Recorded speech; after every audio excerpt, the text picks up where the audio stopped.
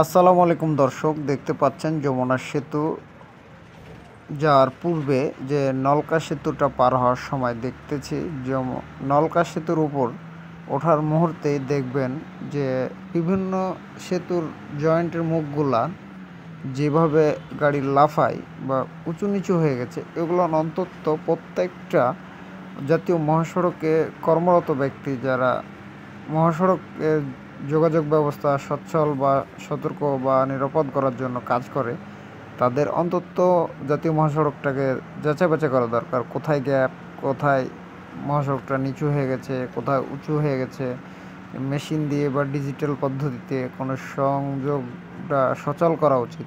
কারণ জাতীয় মহাসড়কটা উঁচু নিচুর কারণে অনেক সময় ড্রাইভারগুলো দূর থেকে বোঝে না যে এটা উঁচু না নিচু, বা বোঝা একদম দুষ্কর বা যন্ত্রণাদায়ক, এটা বুঝতে একদমই পারা যায় না। তবে এইসব সমস্যাগুলো সমাধান করার জন্য বিশেষভাবে অনুরোধ করছি জাতীয় মহাসড়কে যারা কর্মরত ব্যক্তি, যা মহাসড়ক বিভাগ বা মহাসড়ক কর্তৃপক্ষ এটা যেন বিবেচনা করে দেখে।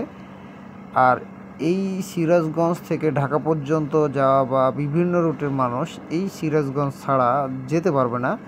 তো বিভিন্ন জেলার উপজেলা নির্বাহী অফিসার, ডিস্ট্রিক্ট ম্যাজিস্ট্রেট বা যারা আছেন সরকারি কর্মরত ব্যক্তি, তারাও অন্তত এই সমস্যাগুলো দেখা মাত্রই বা কর্তৃপক্ষকে, জাতীয় মহাসড়কের কর্তৃপক্ষকে জানানো উচিত।